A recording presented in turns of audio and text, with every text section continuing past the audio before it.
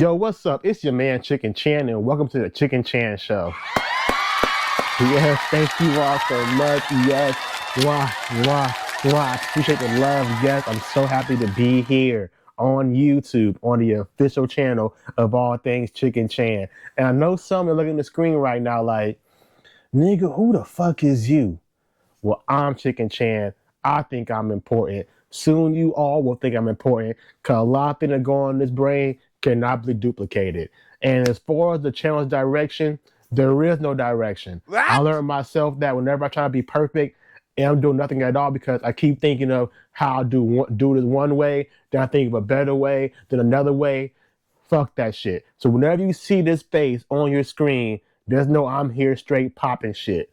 And to kick it off, we're going to talk about one thing I love a lot, shoes. Now, you can see a lot of shoes on the wall, but over the years, I never tracked where I bought my shoes from, how much I paid for them, what month I bought them in, and I never had like a tally system just to kind of keep record of all this. So that is my goal this year, to actually keep track and record of how many shoes I bought this year and how much I spent.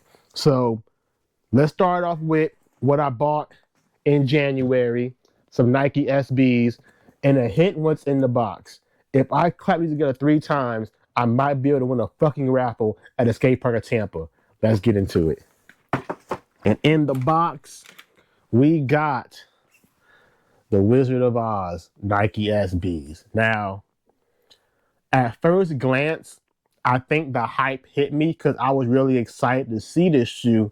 But as I look at it more, I'm kind of falling off that hype train. And it's a few things. Number one, the material. Now, I know this cuts away, but just the material itself, it feels weird. I'm a 90s baby, and I remember like getting the cheap holographic toys, holographic cards, and my Happy Meals, and it feels like that material. I'm pretty sure it's like a Hydro Dip holographic material, but it's not holographic. Like the images aren't moving, and I don't like that. Like if you're gonna use material like this, the images should move. I believe it's like the De La Souls, how the material on De La Souls was. So that's kind of losing points for me. I'm assuming when you cut into the shoe, it's gonna be more of like this reddish suede materials on the check, which that's cool if that's the case. I'm not really gonna cut into the shoe. I'm gonna keep it as it is. You can see we have the Wizard of Oz of the tongue and the satin lining around here. And to me, I think it's a bad idea. Like imagine, I live in Florida. So imagine it being a hot day, you got on ankle socks, you wearing your shorts, and next thing you know, your ankle sweaty. And now you get all that sweat all up in that suede bad situation. And then the border of the tongue just feels like, you hear how hard that sounds? That sounds very hard. I don't know how I feel about that. One thing I know I definitely love is the No Place Like Home on the back. I think that's very cool. That's like probably the best detail of the shoe.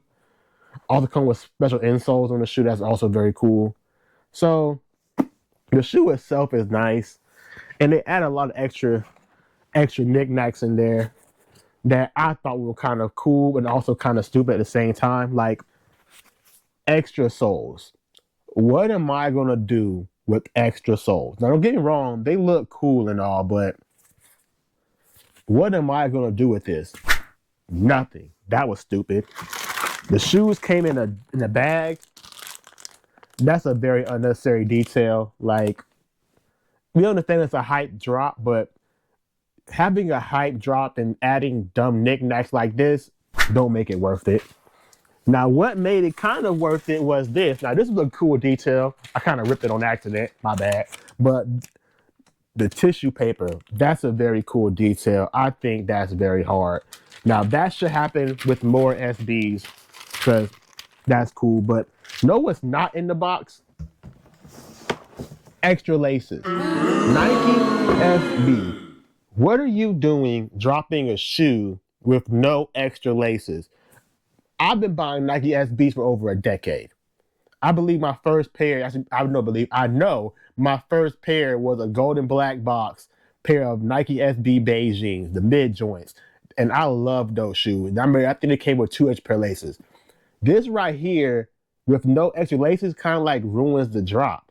Like it's so hype, but no extra laces. Like you could have saved those extra soles and you could have saved that bag and gave me like 2 pair of laces would have been perfectly fine.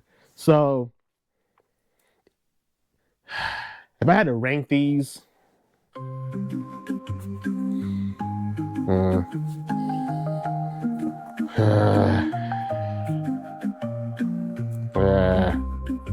I had to rank these, man, I'm gonna give these a 7.5 out of 10, and that's what I'm gonna stand on that. As far as the tallying, we're gonna try to create a sneaker calendar. Hopefully, we can get that made soon. But as far as we know, for January, write down that we paid $200 for these shoes. We got them off StockX, and when I say the 200 was worth it, and I don't like paying resale for any shoe I buy, so it kind of hurts me to do that. But I really want the Nike SB since the skate park of Tampa won't let me win any raffles. So I was willing to pay that price to get these in hand, and hopefully, over time it'll become one of those SBs that go up in value. But until then, it's gonna be sitting in the vault. What do you think? Was it a good investment? And also on top of that, I want y'all to comment, what era did you get your first Nike SB from? Because if you're a real sneakerhead, these boxes come in different colors. And I've been around for quite some time, man. My favorite era of SBs was the first one I got, the gold and black box. And I know somebody gonna be like hyped and say, oh, the black and purple box, or before that. Nah, man, that gold and black box era, like that really opened up the realm for me to even get into SBs and really get deeper into shoes. So yeah. Until next time, I'll see y'all again soon.